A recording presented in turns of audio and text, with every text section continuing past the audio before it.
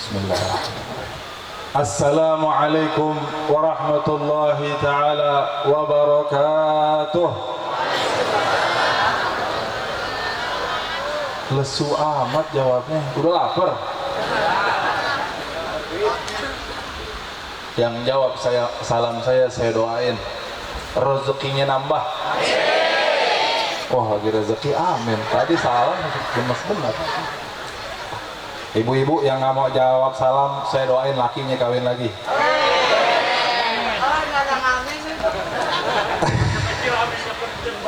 Assalamualaikum warahmatullahi ta'ala wabarakatuh.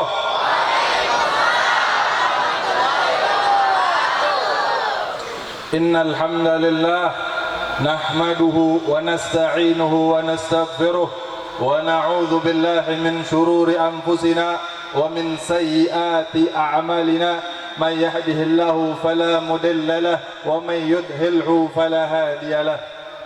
Ashhadu an la ilaha illallah wahdahu la syarika lah wa ashhadu anna sayyidana wa nabiyyana Muhammadan abduhu wa rasuluh la nabiyya ba'dah. Allahumma fasalli wa sallim ala sayyidina Muhammad al-fatih lima ughliq wal khatim lima sabaq ناصر الحق بالحق والهادي إلى صراطك المستقيم وعلى آله وصحبه حق قدره ومقداره العظيم يا فتاح يا عليم ربنا انفعنا بما علمتنا رب علمنا الذي ينفعنا اللهم زدنا علما وارزقنا فهما وآتنا حكمة اللهم بارك لنا في مجلسنا هذا برحمتك يا أرحم الراحمين والحمد لله رب العالمين. أما بعد, Hadratil Mukarramin yang saya hormati dan muliakan, As-Sayyidil Walid Al-Habib Muhammad bin Salih Al-Attas, kita doakan semoga guru kita dipanjangkan umurnya, disehatkan badannya, dimudahkan segala urusannya, dimenangkan dalam perjuangannya insya. Dan juga yang sama kita hormati dan muliakan Al-Mukarram wal Muhtaram Al-Habib Alwi bin Abdul Muttalib Al-Attas. Kita doakan semoga Allah panjangkan umurnya, sehatkan badannya. Begitu juga hadir di sini bersama saya yang dari tadi dari Jakarta, Al-Mukarram wal Muhtaram Akhin Al-Mahbub Al-Habib Ahmad Ibn Ibrahim Ibn Ali As-Saggaf. Kita doakan beliau semoga dalam dakwahnya dilancarkan oleh Allah Subhanahu wa taala. Salam hormat, salam ta'zim saya sampaikan kepada para asatidz, para tuan-tuan guru, para tokoh masyarakat. Dan juga saya sampaikan salam hormat ini kepada perwakilan aparatur pemerintah, baik dari sipil, Polri maupun TNI. Kita doakan semoga aparat kita diberikan hidayah, taufik dan inayah dari Allah Subhanahu wa taala. Semoga aparat kita mencintai ulama, mencintai majelis ilmu insyaallah. Juga salam hormat saya sampaikan kepada keluarga besar Majelis Zikir As-Saleh. Mudah-mudahan majelis ini dilanggengkan oleh Allah Subhanahu wa taala. Mudah-mudahan majelis ini bisa menjadikan tempat Allah menurunkan rahmat dan maghfirahnya. Amin ya rabbal. Dan teristimewa salam hormat, salam ta'zim saya sampaikan kepada jamaah kaum muslimin muslimat, mukminin mukminat rahimakumullah. Alhamdulillah, saya dari Jakarta sampai juga ke sini. Heran, ternyata di tempat ini ada juga Habib. Masya Allah, di sini ada Habib Muhammad Al-Attas. Beliau ini asalnya Petamburan, sama saya. Saya juga orang Petamburan.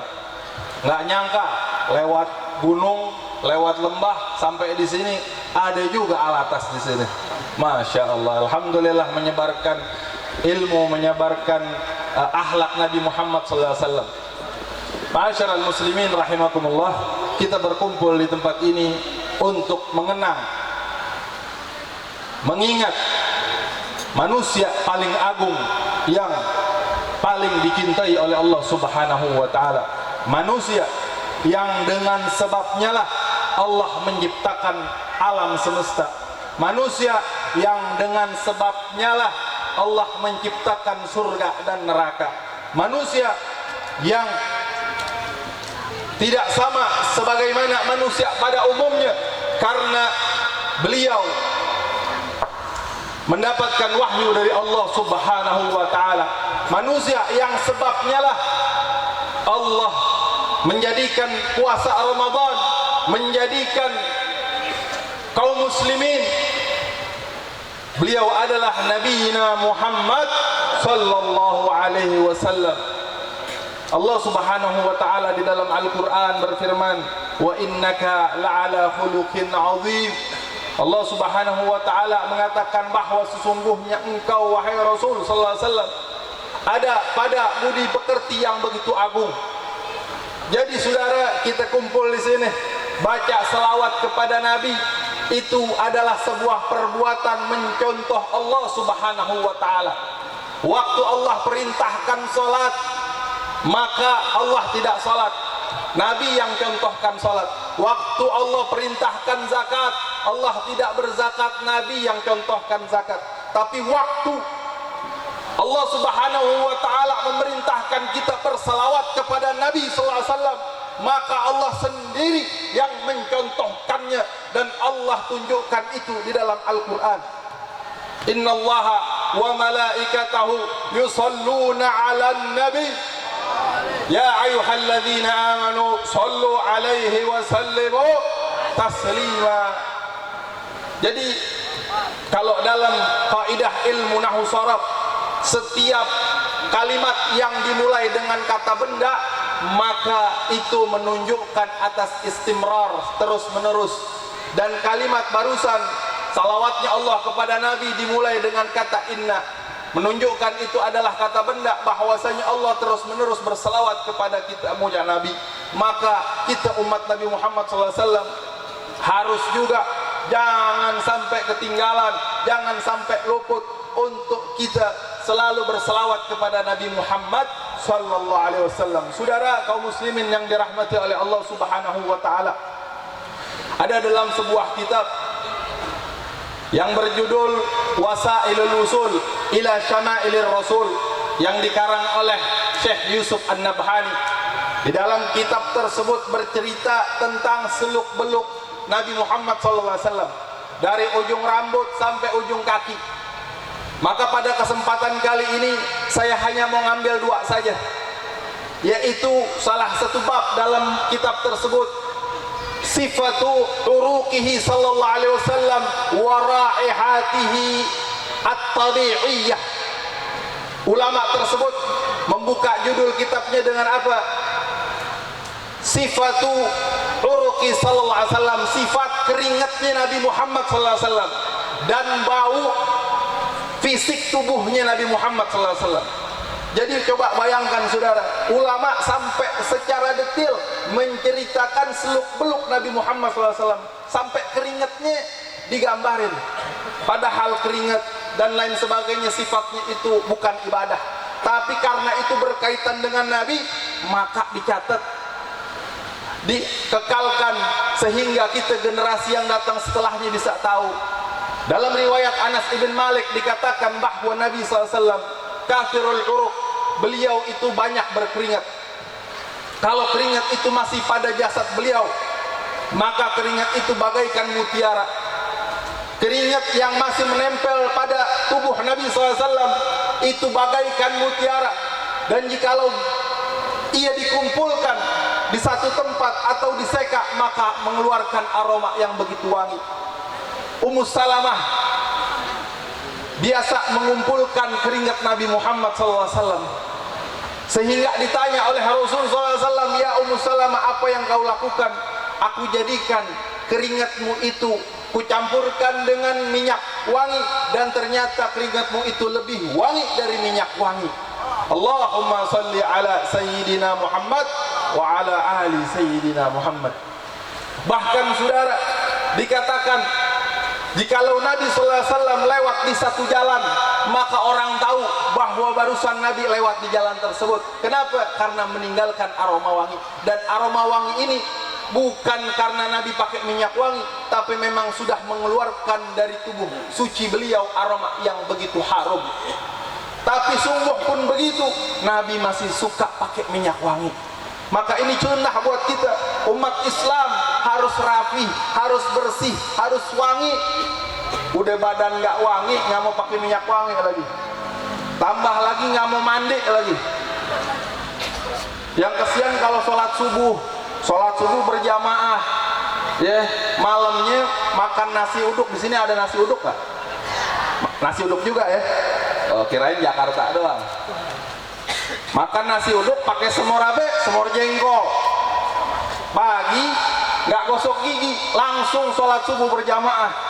Waktu imam baca walabbolin,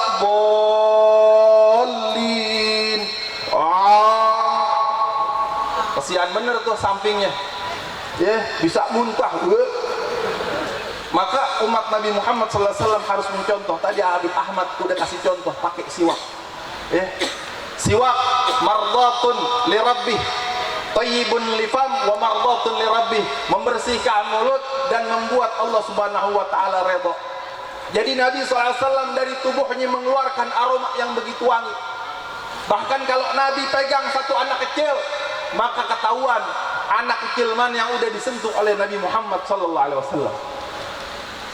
Bahkan Anas bin Malik mengatakan, aku tidak pernah menyentuh sutra dan menyentuh bahan pakaian yang sangat halus mengalahkan halusnya tangan Nabi Muhammad SAW. Jadi tubuh beliau mulia, suci, mengeluarkan aroma yang begitu wangi, saudara. Itu satu.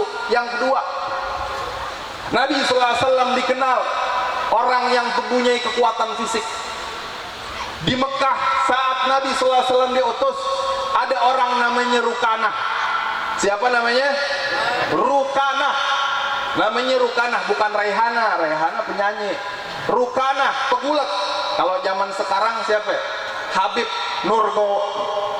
Nurmagomedov. Susah benar nyebut namanya. Pegulat, ya. Ini pegulat. Rukanah ini biasa ngalahin orang. Namanya jagoan. Kalau ada orang ngaku dirinya jago, pasti ada yang ngetes, betul gak?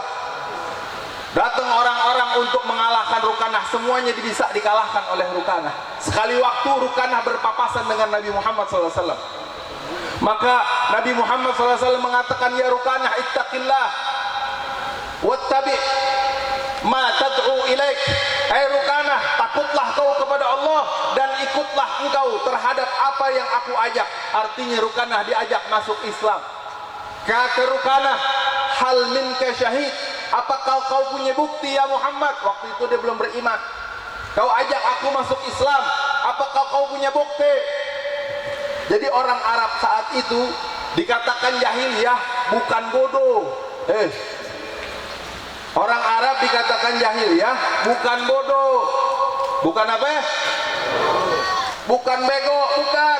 Tapi nggak mengenal Allah, maka disebut jahiliyah. Zaman sekarang banyak nggak orang yang nggak mengenal Allah? Banyak nggak? Lemes bener jawabnya. Saya aja dari Jakarta semangat. Akhirnya Nabi SAW mengatakan, bagaimana kalau kita duel? Nabi Muhammad ngajak duel jagoan di Mekah. Kata Rukanah, yang bener nih. Iya. Akhirnya baik, siap-siap. Begitu siap-siap dipegang sama Nabi SAW, dibanting. Rukanah jatuh terbengong-bengong. Kok bisa Nabi Muhammad yang terkenal orangnya lembut? Barusan saya katakan Nabi Muhammad badannya halus, tangannya halus, baunya mengeluarkan aroma yang wangi. Tapi luar biasa punya kekuatan. Kata Rukanah, Muhammad ulang. Ya curang dia. Udah dibanting kalah minta ulang. Kata Nabi, ayo boleh. Sampai beberapa kali Rukanah dibanting oleh Rasulullah SAW. Dan akhirnya Rukanah masuk Islam. Saudara, dari dua hal ini saya ingin kita menarik kesimpulan bahwa Nabi SAW adalah kekasih Allah Subhanahu wa Ta'ala. Allah Subhanahu wa Ta'ala menyiapkan Nabi Muhammad SAW begitu sempurna, ingin memberikan pesan kepada kita bahwa syariat yang dibawa adalah syariat yang hak, bahwa apa yang keluar dari Nabi Muhammad SAW adalah benar. bahwa apa yang Nabi bawa akan mendatangkan kebahagiaan dunia dan akhirat. Sampai segala yang sifatnya itu biasa tetap istimewa kalau berkaitan dengan Nabi Muhammad SAW. Maka jikalau kita seorang mengatakan diri kita umat Nabi, maka kita harus berbangga diri, harus bahagia, harus senang dalam melaksanakan sunnah Nabi Muhammad SAW. Kita ngerjakan sholat sunnah yang mengiringi sholat fardu, maka kita kerjakan dengan hati yang bangga, dengan bahagia. Kenapa? Karena ini saya lakukan sebab saya cinta kepada Nabi Muhammad SAW. Kita makan pakai tangan kanan, seperti yang dikatakan oleh Habib Ahmad, pakai sendal kaki kanan, masuk kamar mandi kaki kiri. Semua kita lakukan adalah sesuatu yang datangnya hak dari Allah Subhanahu wa Ta'ala. Kenapa? Karena yang mencontohkannya adalah manusia yang paling Allah cinta. Jadi kita ini bersyukur udah dijadikan umat Nabi Muhammad SAW. Nggak pakai minta, nggak pakai mohon kepada Allah Subhanahu wa Ta'ala. Allah jadikan kita umat Nabi Muhammad, tinggal kita saja bagaimana caranya untuk bisa nanti membahagiakan Nabi Muhammad SAW di akhirat kelak. Insya tadi Habib Muhammad bilang jangan lama-lama, udara dingin, udah pada lapar, nanti saya disambit lagi. Sedikit saja saudara sebelum saya akhiri, sebuah pesan dari Nabi Muhammad SAW. Nabi SAW dalam riwayat Imam Bukhari dan Muslim pernah bersabda, Nabi kita bukan peramal, Nabi kita bukan tukang tebak, tapi adalah kekasih Allah Subhanahu wa Ta'ala yang wa ma yantiqu anil hawa in huwa illa wahyu yuha. Nabi Muhammad tidak berbicara melainkan wahyu yang diwahyukan oleh Allah Subhanahu wa Ta'ala. Jadi Nabi SAW kalau berbicara itu atas ketentuan wahyu dari Allah Subhanahu wa Ta'ala. Nabi pernah berpesan, Nabi mengatakan la tattabi'anna sunana man qablakum shibran li shibrin wa dhira'an bi dhira'in. Nabi SAW mengatakan la tattabi'anna, sungguh kalian akan mengikuti orang-orang sebelum kalian, shibran bi shibrin, sejengkal demi sejengkal, sedepak demi sedepak, hatta law salaku juhra dabbin lasalaktumuh. Kalau sampai mereka tersebut masuk ke lubang biawak, niscaya kalian umatku juga akan nyontoh, akan ngikutin. Qulna ya Rasulullah al-yahud wan nasara. Qala sallallahu alaihi wasallam faman. Nabi SAW mengatakan bahwa nanti umatku akan mengikuti orang-orang kafir, orang-orang Yahudi dan Nasara, sejengkal demi sejengkal, sedepak demi sedepak. Bahkan seandainya kalau orang kafir tersebut masuk ke dalam lubang biawak, maka umatku pun akan melakukan hal yang sama. Saudara pernah lihat lubang biawak? Binatang lain kalau dia punya sarang biasanya sarangnya lurus, kalau biawak belok-belok sarangnya. Ini pesan dari Nabi SAW, seandainya orang kafir itu melakukan hal yang aneh, yang berat, yang membahayakan, pasti akan diikuti oleh umat Nabi Muhammad SAW. Na'udzubillah min dzalik. Ini malam nih, tanggal 31 Januari, di mana-mana orang melakukan maksiat, di mana-mana orang melakukan dosa. Umat Nabi Muhammad malu kalau nyontoin sunnah Nabi Muhammad, tapi bangga ngikutin orang kafir. Betul apa betul? Betul apa betul? Ada nggak di sini? Alhamdulillah nggak ada. Di sono adanya, tapi dia kemari, ya sama juga. Saudara, Nabi sudah pesan, jangan sampai kita jadi orang yang mencontoh orang kafir. Kita lihat zaman sekarang, orang ngikutin orang kafir dari ujung rambut sampai ujung kaki diikutin, dari melek mata sampai merem mata diikutin untuk kelakuan orang kafir. Betul? Orang kafir minum minuman keras, umat Islam juga minum minuman keras. Na'udzubillah min dzalik.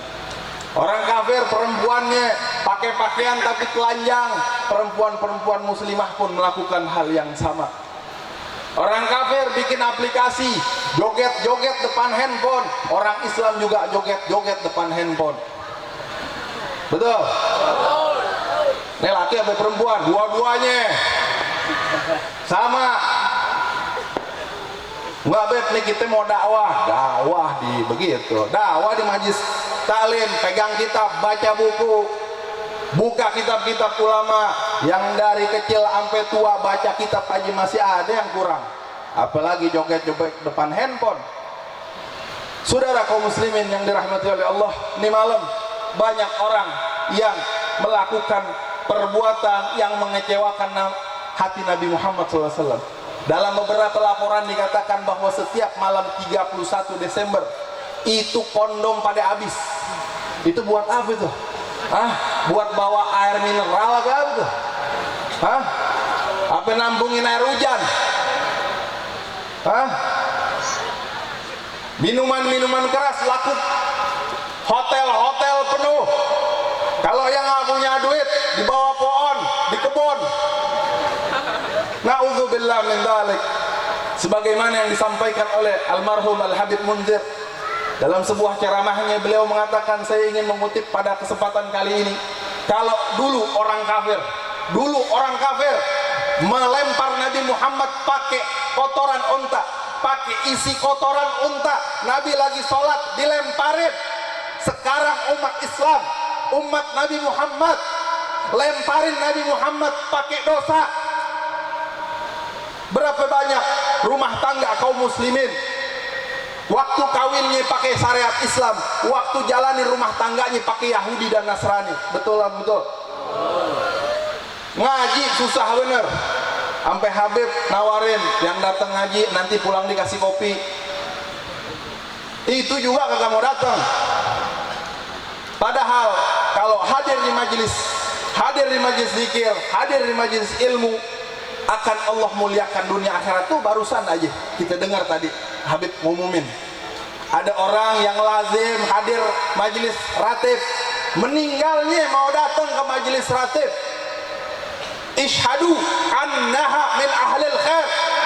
Persaksikanlah bahwa yang barusan disebutkan namanya adalah orang baik, meninggalnya husnul khatimah. Ini bukan kata saya, bukan kata saya, bukan. Saya orang Jakarta. Nggak usah dipegang ngomongannya. Ini kata Al-Habib Ali bin Hasan Al-Attas yang mensyarahkan Ratibul Attas. Beliau mengatakan salah satu kebaikan, salah satu faedah, salah satu keuntungan orang yang lazim baca ratib. Mau ratib apa aja baca, mau ratib Al-Idrus, Al-Haddad, Sakran, Al-Attas, baca. Orang yang baca akan dapat jaminan dari Allah Subhanahu wa ta'ala, meninggalnya dalam keadaan husnul khotimah. Jadi bacanya jangan di majelis aja, di rumah baca juga. Di majelis itu hanya untuk membuat semangat. Di rumah kita ajak anak bini kita baca. Ini bapaknya baca, bininya nonton sinetron apa itu? Ikatan Hati apa itu? Wah, tahu deh kalau punya TV sih. Ya, anaknya, istrinya ajak baca ratib bareng-bareng, rumah berkah, tetangga berkah, dijaga oleh Allah Subhanahu wa ta'ala. Mudah-mudahan apa yang kita lakukan pada hari ini ya diijabah oleh Allah Subhanahu wa ta'ala.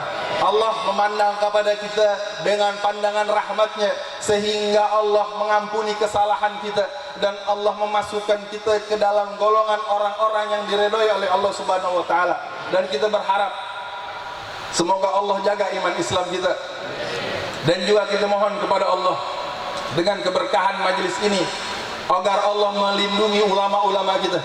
Ya, di antaranya Al-Habib Muhammad Rizik bin Husin Sihab, Al-Habib Hanif, Al-Habib Bahar, dan juga ulama-ulama kita yang lainnya. Semoga Allah menangkan Islam dan kaum muslimin, dan Allah lindungi bangsa kita dari orang-orang zalim. Amin ya rabbal. Mungkin ini saja yang bisa saya sampaikan. Mudah-mudahan ada manfaatnya. Hadanallahu wa iyyakum ila siratal mustaqim. Assalamualaikum warahmatullahi taala wabarakatuh. Waalaikumsalam warahmatullahi taala wabarakatuh. Mengucap